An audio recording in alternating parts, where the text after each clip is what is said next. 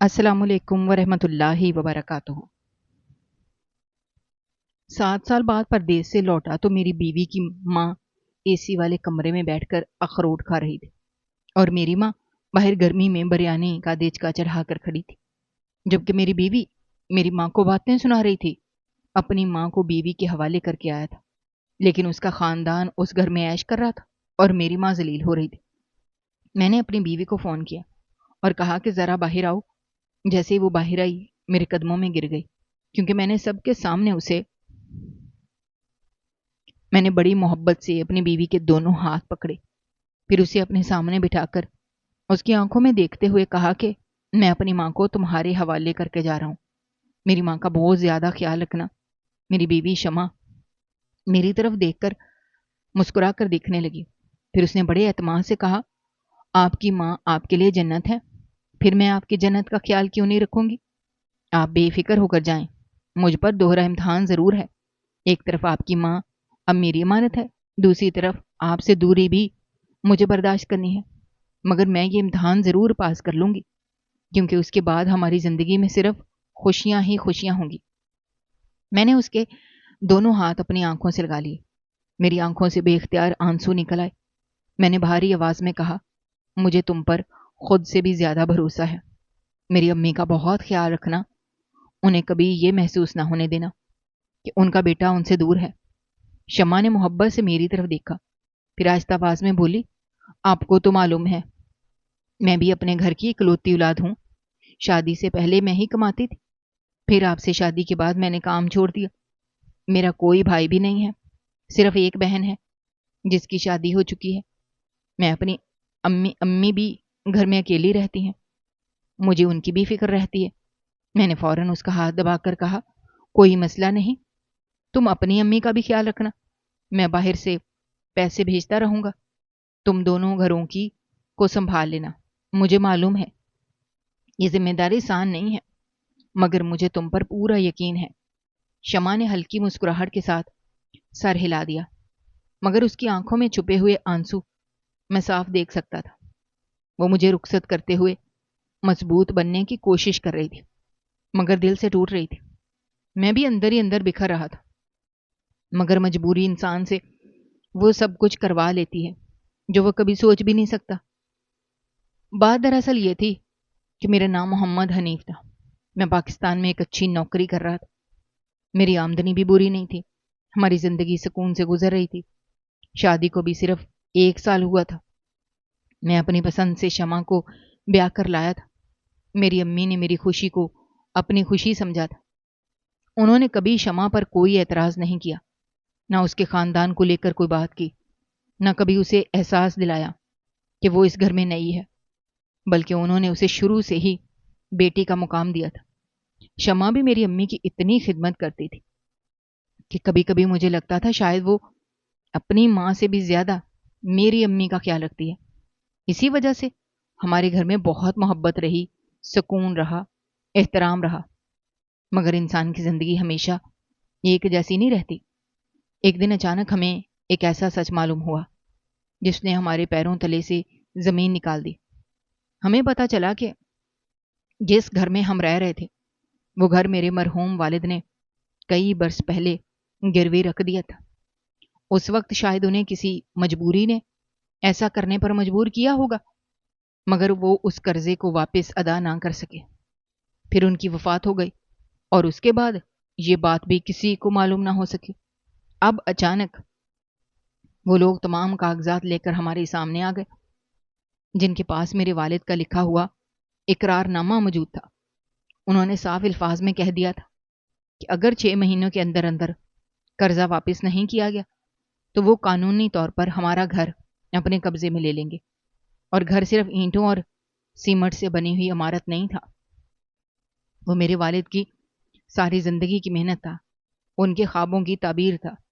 میری پیدائش اسی گھر میں ہوئی تھی، میری بچپن کی ہر یاد ایسے گھر سے وابستہ تھی، ہر دیوار پر میرے بچپن کی ہنسی موجود تھی، ہر کمرہ میرے والد کی محبت کی نشانی تھا۔ گھر کی موجودہ قیمت تقریباً 4 کروڑ روپے تھی، قرضہ اس قیمت کے چوتھے حصے کے برابر بھی نہیں تھا، مگر قانون جذبات نہیں دیکھتا، اگر وقت پر رقم واپس نہ ہوتی تو پورا گھر ہمارے ہاتھ سے نکل جاتا۔ میری امی اس گھر سے ایسے محبت کرتی تھیں جیسے ایک ماں اپنے بچے سے کرتی ہے۔ وہ اکثر کہتی تھیں یہ گھر تمہارے بابا کی آخری نشانی ہے۔ میں اپنی زندگی میں یہ گھر کسی اور کے ہاتھوں میں جاتا ہوا نہیں دیکھ سکتی۔ اگر یہ گھر چلا گیا تو مجھے لگے گا جیسے تمہارے بابا کو دوسری بار کھو دیا۔ میں اپنی امی کی آنکھوں میں وہ خوف دیکھتا تھا جو شاید صرف وہی سمجھ سکتا ہے جس نے اپنی پوری زندگی ایک ہی گھر میں گزاری ہو۔ میں ہر رات جاگ جاگ کر حساب لگاتا، مختلف راستے سوچتا، مگر پاکستان میں رہ کر اتنے کم وقت میں اتنی بڑی رقم جمع کرنا میرے لیے ممکن نہیں تھا۔ پھر میں نے ایک فیصلہ کیا جو میرے دل کے لیے سب سے زیادہ تکلیف دہ تھا۔ میں نے سوچ لیا کہ مجھے بیرون ملک جانا ہوگا۔ میں پڑھا لکھا تھا، میرے پاس اچھا ہنر بھی تھا، مجھے یقین تھا اگر اللہ نے چاہا تو مجھے وہاں اچھی نوکری مل جائے گی۔ چند سال سخت محنت کر کے قرضہ بھی اتر جائے گا، گھر بھی بچ جائے گا، پھر میں واپس اپنی ماں اور اپنی بیوی کے پاس ہمیشہ کے لیے آ جاؤں گا۔ یہ فیصلہ آسان نہیں تھا کیونکہ میری شادی کو ابھی صرف 1 سال ہوا تھا۔ میری نئی نئی بستی ہوئی دنیا تھی، میری ماں بڑھاپے میں داخل ہو چکی تھی، میری بیوی ابھی مجھ سے دور رہنے کی عادی بھی نہیں ہوئی تھی۔ مگر بعض اوقات انسان اپنی خوشیوں کو کچھ وقت کے لیے قربان کرتا ہے تاکہ آنے والی پوری زندگی محفوظ ہو جائے۔ اسی امید کے ساتھ میں نے اپنی ماں کو شمع کے حوالے کیا، اپنی بیوی کو اللہ کے سپرد کیا، اپنے گھر کی دہلیز کو آخری بار مڑ کر دیکھا، پھر ایک چھوٹا سا بیگ ہاتھ میں اٹھایا اور اپنے وطن سے ہزاروں میل دور ایک ایسے سفر پر نکل پڑا جہاں مجھے اپنے خواب نہیں بلکہ اپنے گھر کو بچانے کے لیے قسمت سے لڑنا تھا۔ گھر سے روانہ ہونے سے پہلے میں نے اپنی امی کے پاس بیٹھ کر ان کا ہاتھ اپنے ہاتھ میں لیا تھا۔ وہ میرے چہرے کو بار بار دیکھ رہی تھی، جیسے ان کی آنکھیں میرے جانے کو قبول ہی نہیں کر پا رہی تھیں۔ میں نے ان کے ماتھے پر بوسہ دیا، پھر بہت نرمی سے کہا، امی آپ نے بالکل پریشان نہیں ہونا، میں چند سال کی بات کے لیے جا رہا ہوں، اللہ نے چاہا تو قرضہ بھی اتر جائے گا، گھر بھی بچ جائے گا، پھر میں ہمیشہ کے لیے واپس آ جاؤں گا۔ میری امی شوگر کی مریضہ تھیں، کئی برسوں سے انسولین پر تھیں۔ ان کی بیماری عام شوگر جیسی نہیں تھی، ہر وقت شوگر چیک نہ کی جاتی، اگر وقت پر انسولین نہ لگتی تو شام تک ان کی شوگر 500 کے قریب پہنچ جاتی تھی۔ پھر ان کی طبیعت اچانک خراب ہو جاتی، جسم کانپنے لگتا، سانس پھولنے لگتا، بلڈ پریشر بھی بہت زیادہ بڑھ جاتا۔ اس وقت پورا گھر پریشانی میں مبتلا ہو جاتا، اس لیے ان کی دوا صرف دوا نہیں تھی بلکہ ان کی زندگی کا سہارا تھی۔ میں نے شمع کو کئی دن پہلے سے ہر چیز اچھی طرح سمجھانا شروع کر دی تھی۔ میں نے اسے بتایا تھا کہ کس وقت شوگر چیک کرنی ہے، کس وقت انسولین لگانی ہے، کون سی دوا کھانے کے بعد دینی ہے، کون سی دوا رات کو سونے سے پہلے دینی ہے، اگر شوگر زیادہ ہو جائے تو کیا کرنا ہے، اگر کم ہو جائے تو کیا کرنا ہے۔ میں نے ایک ایک بات بار بار دہرائی کیونکہ میں چاہتا تھا کہ میرے جانے کے بعد میری امی کو میری کمی کم سے کم محسوس ہو۔ شمع ہر بات پوری توجہ سے سنتی رہی، پھر اس نے بڑے اعتماد سے کہا، آپ بالکل فکر نہ کریں، میں اپنی امی کی طرح ان کا خیال رکھوں گی، وقت پر دوا بھی دوں گی، انسولین بھی لگاؤں گی، انہیں کبھی اکیلا محسوس نہیں ہونے دوں گی۔ آپ صرف اپنے کام پر توجہ دیں، باقی سب مجھ پر چھوڑ دیں۔ اس کی یہ بات سن کر میرے دل کو بہت سکون ملا کیونکہ میں جانتا تھا انسان دور رہ کر صرف اس وقت اطمینان سے محنت کر سکتا ہے جب اسے یقین ہو کہ اس کے اپنے محفوظ ہاتھوں میں ہیں۔ پھر وہ دن آ گیا جب میں اپنے وطن سے ہزاروں میل دور ایک اجنبی ملک پہنچ گیا۔ جہاز اترتے ہی گرم ہوا کا ایک جھونکا میرے چہرے سے ٹکرایا۔ چاروں طرف اجنبی زبان بولنے والے لوگ تھے، بلند و بالا عمارتیں تھیں، لمبی لمبی سڑکیں تھیں، تیز رفتار گاڑیاں تھیں، ہر شخص اپنی دوڑ میں مصروف تھا، کسی سے کوئی غرض نہیں تھی۔ میں نے ایک لمحے کے لیے آسمان کی طرف دیکھا، پھر دل ہی دل میں اللہ سے دعا مانگی کہ یا اللہ میرے اس سفر کو آسان فرما، کیونکہ میں اپنے لیے نہیں اپنی ماں کے لیے گھر سے نکلا ہوں۔ مجھے پہلے ہی معلوم تھا یہاں کی زندگی آسان نہیں ہوگی، یہاں دن رات محنت کرنا پڑے گی، آرام کے خواب بھولنے پڑیں گے، اپنوں کی یاد کو سینے میں دفن کر کے جینا پڑے گا؟ مگر میں ذہنی طور پر پہلے ہی تیار ہو کر آیا تھا۔ میں نے خود سے وعدہ کیا تھا، جب تک قرضہ ختم نہیں ہوگا میں واپس نہیں جاؤں گا، چاہے کتنی ہی سختیاں کیوں نہ برداشت کرنی پڑے۔ شروع کے دن واقعی بہت مشکل تھے۔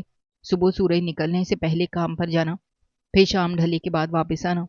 کبھی دھوپ میں کام کرنا پڑتا، کبھی گرد میں، کبھی گرمی اتنی زیادہ ہوتی کہ کپڑے پسینے سے بھیگ جاتے، ہاتھوں پر چھالے پڑنے لگتے، جسم تھکن سے ٹوٹ جاتا۔ مگر ہر بار مجھے اپنی امی کا چہرہ یاد آ جاتا، پھر وہ گھر یاد آ جاتا جس کی ہر اینٹ میرے بابا کی محنت کی گواہی دیتی تھی۔ پھر میں دوبارہ ہمت باندھ لیتا۔ میں نے اپنی ہر خواہش کو ایک طرف رکھ دیا تھا، نہ غیر ضروری خریداری کرتا، نہ فضول خرچی کرتا، نہ گھومنے پھرنے کا شوق رکھا۔ میری ایک ہی کوشش ہوتی تھی کہ زیادہ سے زیادہ پیسے بچ جائیں تاکہ جلدی قرضہ اتر جائے۔ ہر مہینے تنخواہ ملتے ہی سب سے پہلے میں گھر پیسے بھیج دیتا، بلکہ جتنی ضرورت ہوتی اس سے بھی کہیں زیادہ بھیجتا تاکہ گھر کے اخراجات بھی آسانی سے چلتے رہیں، ساتھ ساتھ کچھ بچت بھی ہوتی رہے۔ میں ہمیشہ یہی سوچتا تھا کہ اگر اللہ نے چاہا تو یہی بچت بعد میں ہمارے بہت کام آئے گی۔ میں نے اپنی زندگی میں ایک بات بہت قریب سے دیکھی تھی۔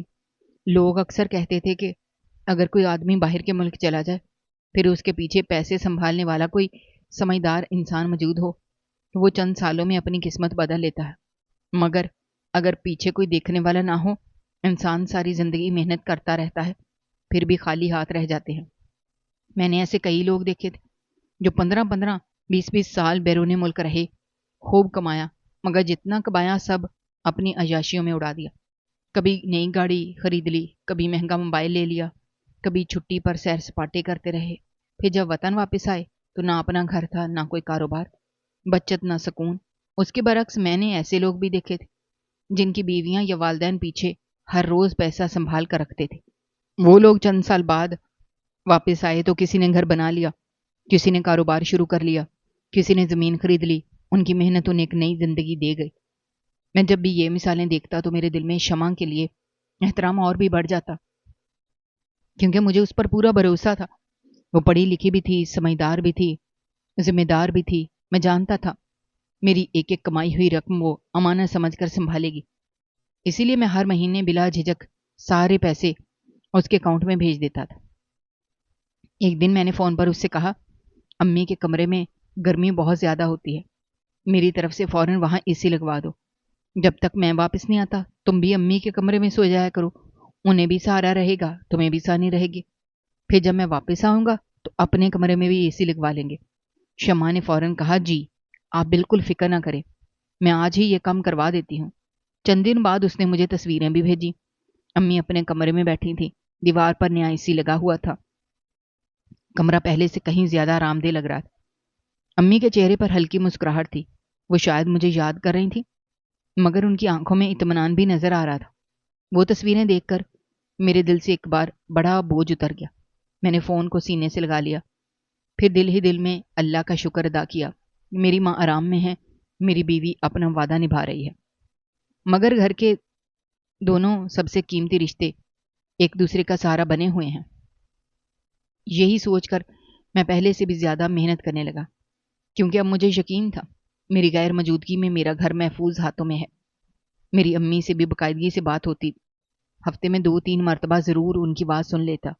جیسے ہی فون ملاتا وہ ہمیشہ پہلے میری خیریت پوچھتی، پھر یہی کہتی، بیٹا اپنا خیال رکھنا، وقت پر کھانا کھا لیا کرو، زیادہ کام مت کیا کرو، جسم بھی اللہ کی امانت ہوتا ہے۔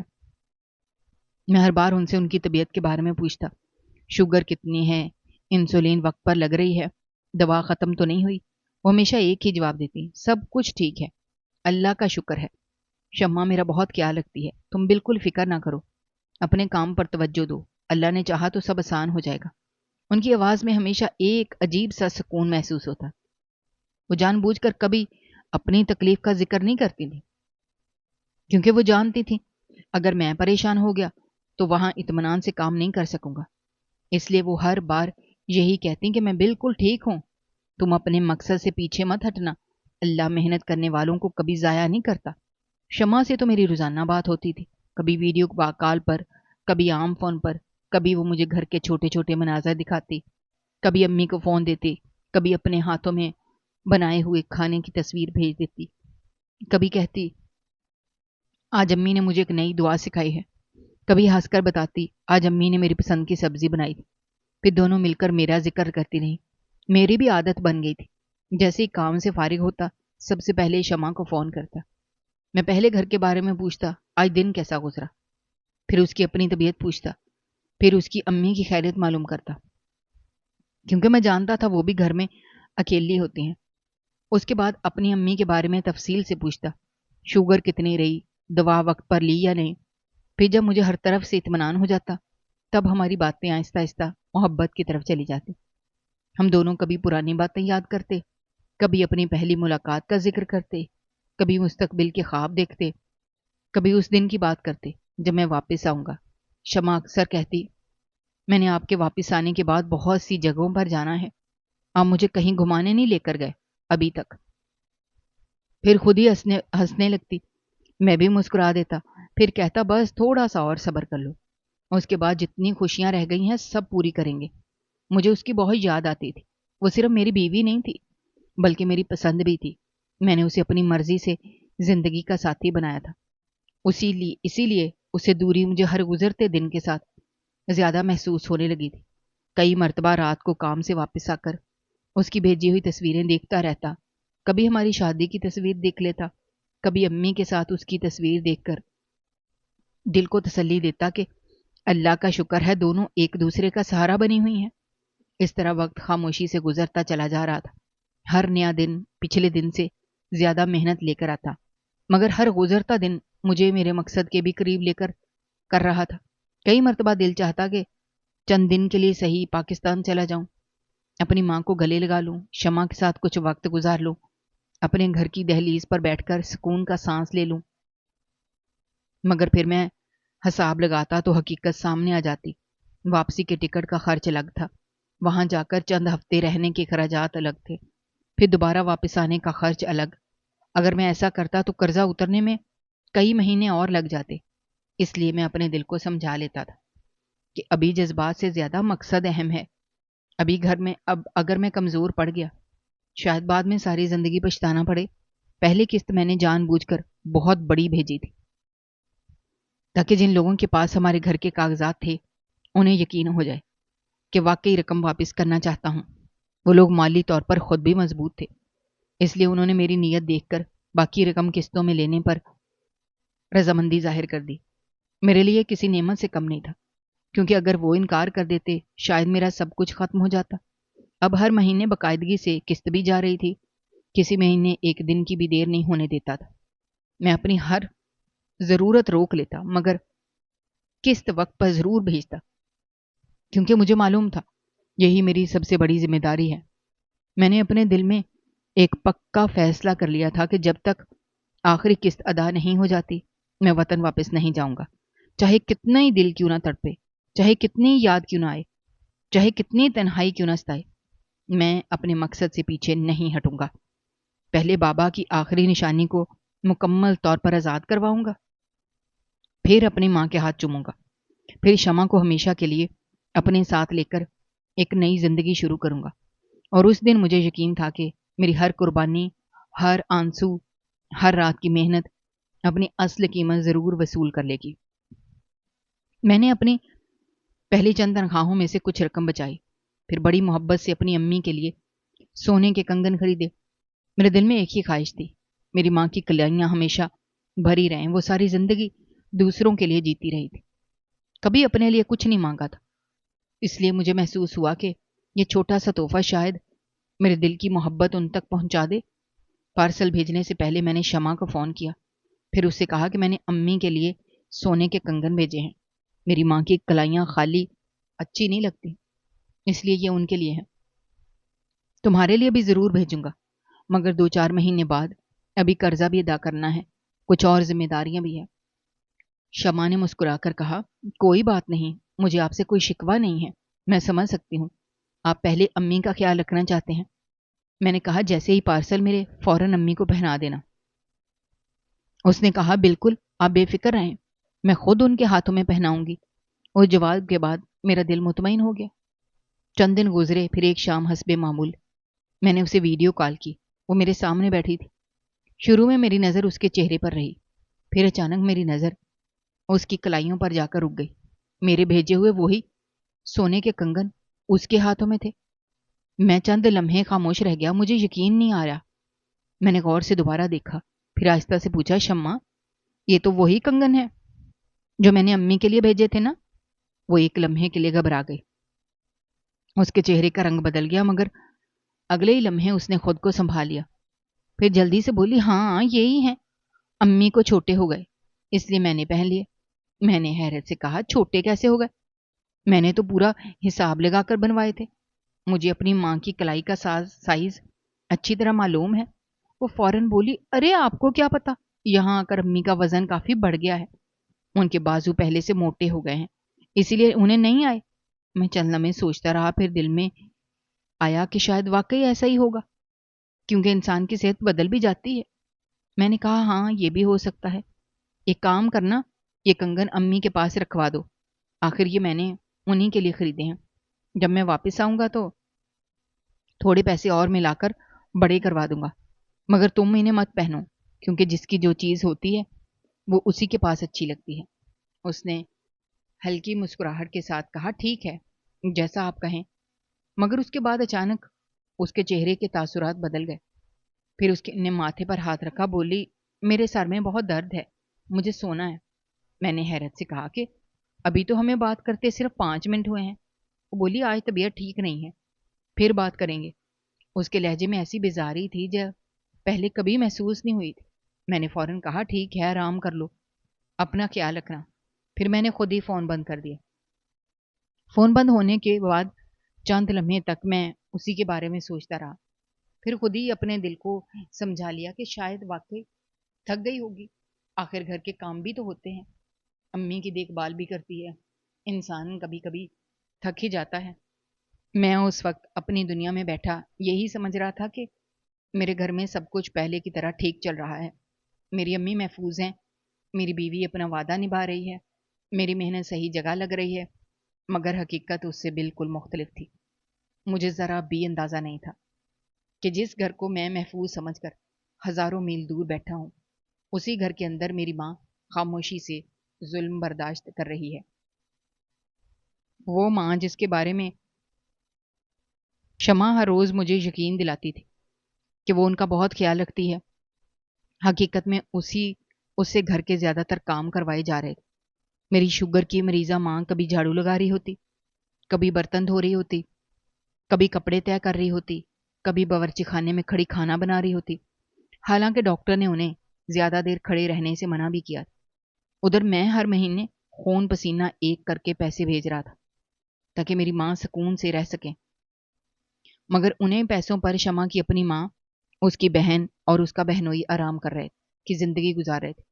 ان کی خریداری ہو رہی تھی، ان کی دعوتیں چل رہی تھیں، ان کے شوق پورے ہو رہے تھے، اور میری ماں وہ ہر ہفتے فون پر صرف یہی کہتی تھی، بیٹا میں بالکل ٹھیک ہوں، اللہ کا شکر ہے، تم اپنی فکر کرو۔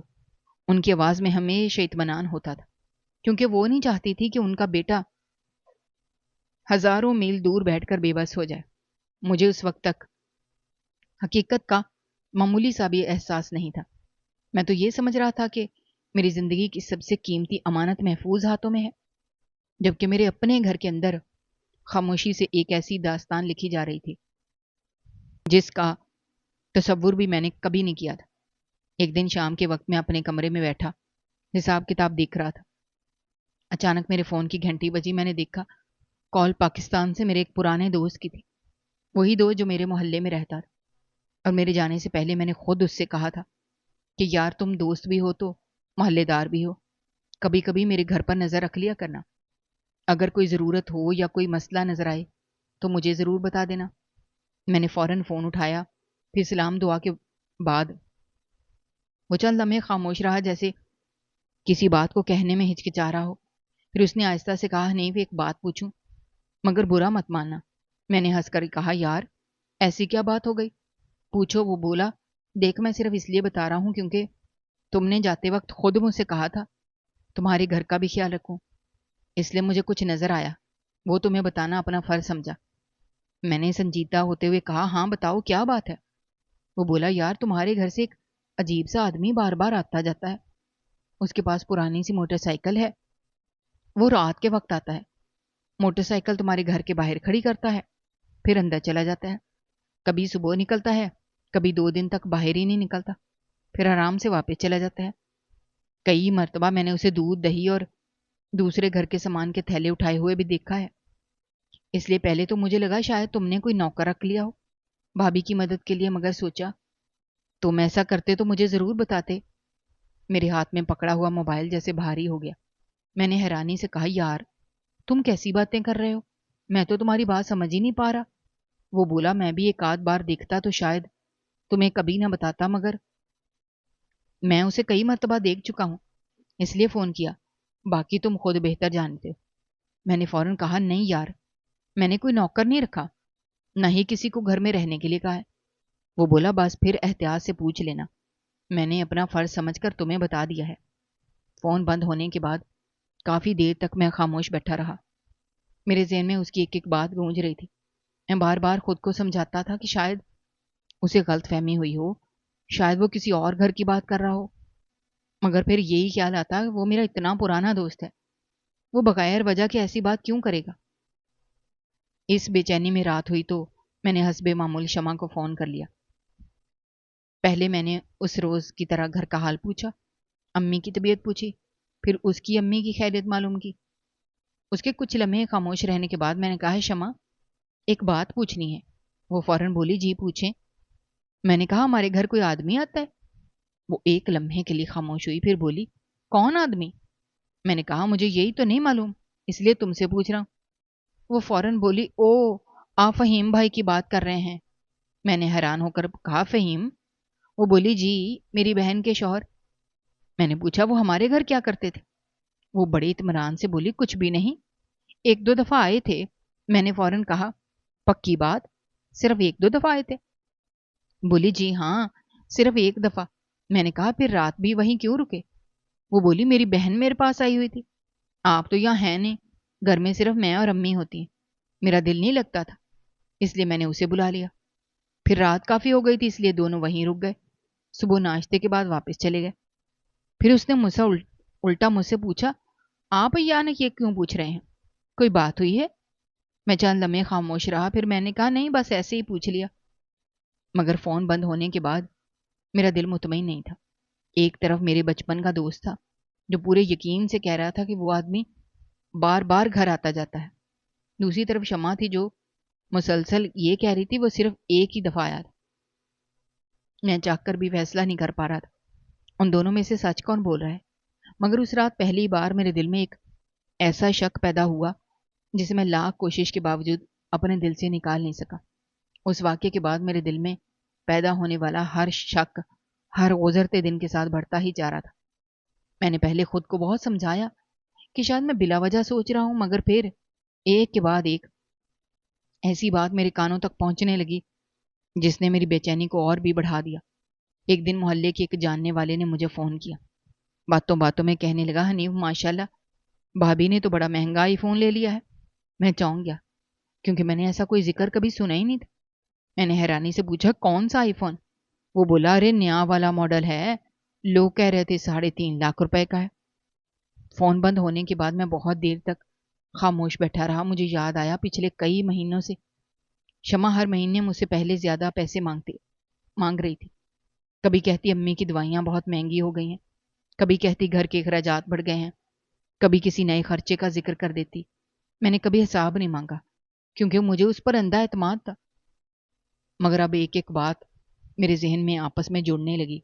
आखिरकार मैंने अचानक पाकिस्तान जाने का फैसला कर लिया। मैंने किसी को भी इतला नहीं दी, न अपनी अम्मी को, न शमा को, न किसी और को। मैं चाहता था अगर दिल के शक का शक गलत है तो सबसे पहले मैं खुद मुतमईन हो जाऊं, और अगर सच है तो वो सोच अपनी आंखों से देखूं। कई घंटों के सफर के बाद मैं अपने मोहल्ले में पहुंचा। मेरा दिल बहुत तेजी से धड़क रहा था। मैं आहिस्ता आहिस्ता अपने घर की तरफ बढ़ने लगा। वही गली, वही दरवाज़ा, वही दीवारें, मगर न जाने क्यों आज सब कुछ अजनबी महसूस हो रहा था। میں نے بغیر آواز کے دروازہ کھولا۔ گھر کے اندر عجیب سی خاموشی تھی، مگر اندر سے ٹی وی کی بہت بلند آواز آ رہی تھی۔ میں چند قدم چل کر صحن میں پہنچا۔ جیسے ہی میری نظر امی کے کمرے کی کھڑکی پر پڑی، میرے قدم وہیں رک گئے۔ کھڑکی سے اندر کا منظر صاف نظر آ رہا تھا۔ میرے دل کی دھڑکن جیسے ایک لمحے کے لیے رک گئی۔ میری امی کے بستر پر میری ساس پوری شان سے ٹیک لگا کر بیٹھی ہوئی تھی۔ کمرے میں اے سی 16 پر چل رہا تھا۔ بڑے سکون سے اخروٹ کھا رہی تھی۔ اسی کمرے میں میری سالی اپنے بچوں کے ساتھ بیٹھی ٹی وی پر فلم دیکھ رہی تھی۔ ہنسی کی آوازیں باہر تک آ رہی تھی۔ یہ وہی کمرہ تھا جس میں میں نے اپنی بیمار ماں کے لیے آرام کے لیے اے سی لگوایا تھا۔ میں نے نظریں ہٹائیں اور کچن کی طرف دیکھا۔ وہاں کا منظر دیکھ کر میرے جسم میں جیسے جان ہی نہ رہی۔ جولائی کی سخت گرمی، چولہے کی تیز آگ سے اس آگ کے سامنے میری شوگر کی مریضہ ماں کھڑی تھی۔ چولہے پر 2 بڑی دیگچیاں چڑھی ہوئی تھیں۔ ایک میں بریانی پک رہی تھی، دوسری میں قورمہ۔ گرمی سے ان کا چہرہ پسینے میں بھیگا ہوا تھا۔ سانس تیز چل رہا تھا۔ ان کے ہاتھ کانپ رہے تھے، پھر بھی وہ خاموشی سے کھانا بنا رہی تھی۔ میں ابھی اس منظر کو دیکھ ہی رہا تھا کہ اچانک شمع وہاں آ گئے۔ اس نے میری ماں کو بازو سے جھٹکا دیا، سخت لہجے میں بولی، جلدی کر بڑھیا، تیرے تو کام ہی نہیں ہوتا۔ میری ماں کو بھوک لگی ہوئی ہے اور تو ابھی تک کھانا ہی بنا رہی ہے۔ صبح سے کب بنیں گے تیرے کھانے؟ میری ماں نے انتہائی کمزور اور ڈری ہوئی آواز میں کہا، بیٹا میں تھک گئی ہوں، شوگر بھی لو ہو رہی ہے، صبح سے ناشتہ بھی نہیں کیا۔ شمع نے بے رحمی سے جواب دیا، کھانا بنا لینا پھر تم بھی کھا لینا، پہلے ہمارا کھانا مکمل کرو، ہر دفعہ شوگر کا بہانہ بنا دیتی ہوں، بس کچھ کھانے کو مل جائے تو شوگر یاد آ جاتی ہے۔ یہ الفاظ میرے سینے میں خنجر کی طرح اتر رہے تھے۔ میں حیران کھڑا سوچ رہا تھا، کیا یہ وہی شمع ہے جس کے ہاتھ پکڑ کر میں نے اپنی ماں کو اس کے حوالے کیا تھا؟ کیا یہ وہی عورت ہے جس نے وعدہ کیا تھا کہ میری ماں کو اپنی ماں سے بڑھ کر رکھے گی؟ میں ابھی اسی کیفیت میں کھڑا تھا کہ میرے قدم خود بخود آگے بڑھ گئے۔ جیسے ہی میں کچن کے دروازے پر پہنچا، میری ماں نے سر اٹھایا، مجھے سامنے کھڑے دیکھا۔ دیکھتے ہی ان کی آنکھیں حیرت سے پھیل گئیں۔ ان کے ہاتھ سے چمچ تقریباً گر ہی گیا۔ دوسری طرف شمع بھی ایک لمحے کے لیے ساکت رہ گئی۔ اس کے چہرے کا رنگ اڑ گیا۔ اگلے ہی لمحے فوراً اپنا لہجہ بدل کر میری ماں کے قریب گئی، پھر مصنوعی محبت سے بولنے لگی، امی آپ کیوں کھانا بنا رہی ہیں؟ میں بنا دیتی ہوں نا۔ پھر میری طرف دیکھ کر زبردستی مسکراتے ہوئے بولی، آپ کب آئے؟ امی تو اپنے ہاتھ کا کھانا ہی پسند کرتی ہیں، میرے ہاتھ کا انہیں اچھا ہی نہیں لگتا، اس لیے خود ہی پکانے کے لیے کھڑی ہو گئی۔ اسی دوران اے سی والے کمرے سے میری ساس بھی جلدی جلدی باہر آئیں۔ ان کے ہاتھ میں اخروٹ تھے جنہیں انہیں آتے ہوئے جلدی سے ایک طرف رکھا۔ پیچھے سالی بھی نکل آئی۔ وہ حیرانی ظاہر کرتے ہوئے بولی، ارے دماد جی آپ کب آئے؟ مگر اب کسی وضاحت کی ضرورت باقی نہیں رہی تھی۔ میں خاموش کھڑا اپنی ماں کو دیکھ رہا تھا۔ ان کے پورے جسم پر گرمی دانے نکلے ہوئے تھے، چہرہ گرمی سے سرخ ہو چکا تھا، بال بکھرے ہوئے تھے، کپڑے پرانے بھی تھے، پھٹے ہوئے بھی تھے، پاؤں میں گھسی ہوئی چپل تھی۔ دوسری طرف میری بیوی، میری ساس اور میری سالی، تینوں نے نئے قیمتی کپڑے پہن رکھے تھے۔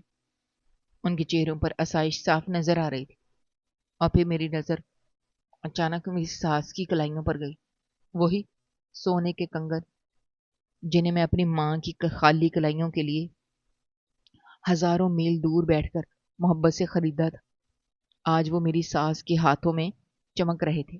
بس اسی ایک لمحے میں میرے سارے سوالوں کے جواب مل گئے۔ اب مجھے کسی صفائی کی ضرورت نہیں تھی، کسی وضاحت کی ضرورت نہیں تھی، کسی ثبوت کی ضرورت نہیں تھی۔ میری آنکھوں کے سامنے کھڑا ہر منظر خود اپنی گواہی دے رہا تھا۔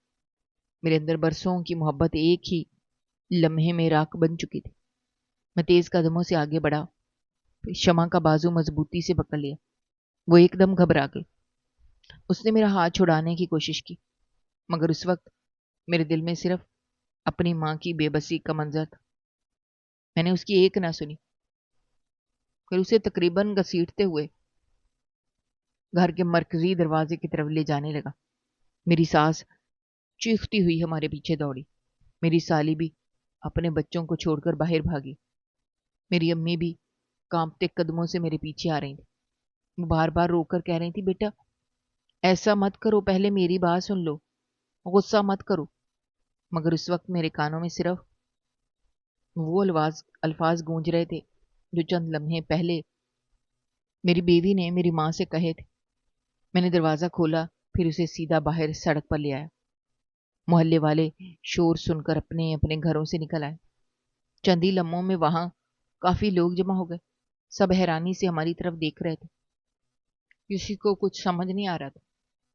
میں نے شمع کا بازو چھوڑا۔ وہ لڑکھڑا کر چند قدم آگے جا کر سنبھلی۔ اس کے چہرے کا رنگ اڑا ہوا تھا۔ اس کی آنکھوں میں پہلی بار خوف صاف دکھائی دے رہا تھا۔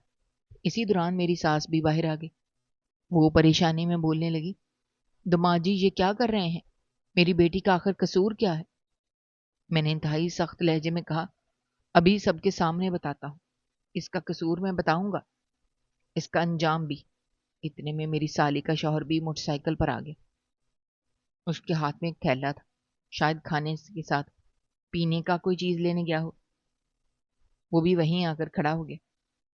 میں نے چاروں طرف دیکھا، پھر پورا محلہ خاموش کھڑا تھا۔ سب لوگ میری بات سننے کے انتظار میں تھے۔ میں نے اونچی آواز میں کہا، یہ وہ عورت ہے جس کے حوالے میں اپنی شوگر کی مریض ماں کو کر کے بیرون ملک گیا تھا۔ اس نے وعدہ کیا تھا کہ میری ماں کو اپنی ماں سے بڑھ کر رکھے گی، مگر اس نے میری ماں سے نوکرانیوں کی طرح کام کروایا۔ میری کمائی اپنے گھر والوں پر لٹاتی رہی۔ میری ماں کو بھوکا رکھا، انسولین تک نہیں لگنے دی۔ میری ماں کے لیے بھیجے ہوئے سونے کے کنگن اپنی ماں کو پہنا دیے اور مجھ سے مسلسل جھوٹ بولتی رہی۔ ایسی عورت پر میں دوبارہ کبھی اعتماد نہیں کر سکتا۔ یہ سنتے ہی لوگوں میں سرگوشیاں شروع ہو گئی۔ کئی لوگ حیرت سے میری ماں کو دیکھنے لگے، جن کی حالت خود سارا سچ بیان کر رہی تھی۔ شمع اچانک میرے قدموں میں گر گئی۔ اس کی آنکھوں سے آنسو بہنے لگے۔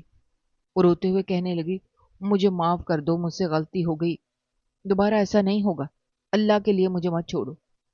مگر میرے دل میں اب اس کے لیے کوئی جگہ باقی نہیں تھی۔ میں نے وہیں سب کے سامنے واضح الفاظ میں اسے طلاق دے دی۔ یہ سنتے ہی اس کی چیخ نکل گئی۔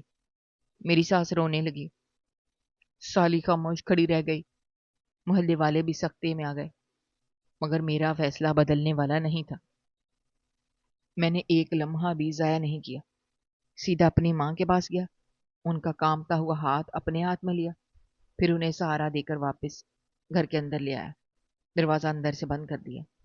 دروازے کی دوسری طرف کافی دیر تک سسکیوں کی آوازیں آتی رہیں۔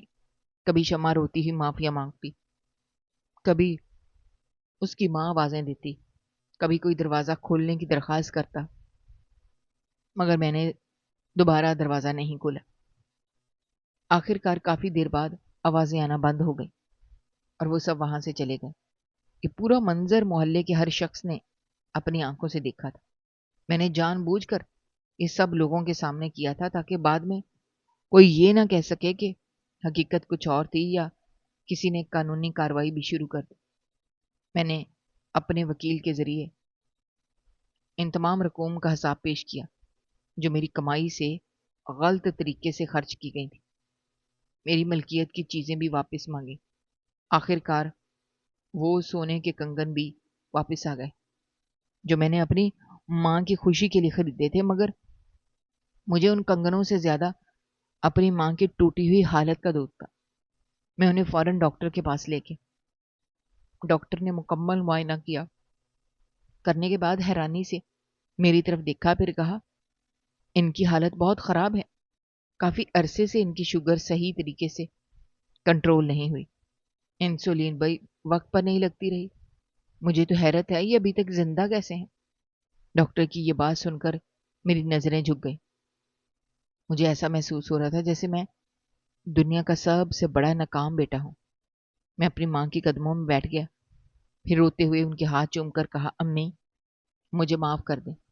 आपने मुझे एक बार भी क्यों नहीं बताया?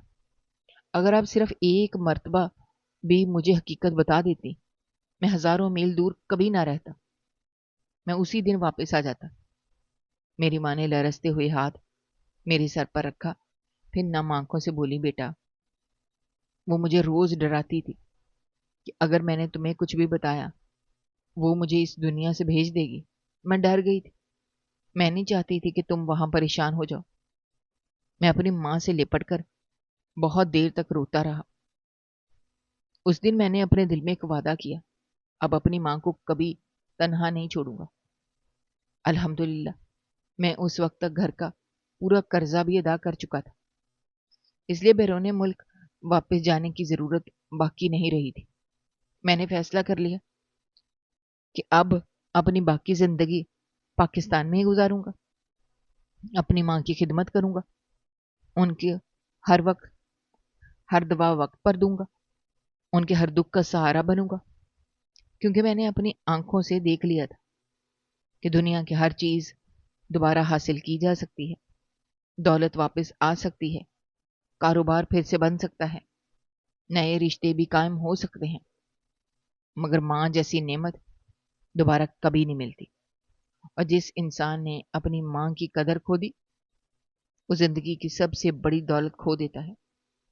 दुनिया में ऐसी औरतें होती हैं जैसी मेरी बीवी थी।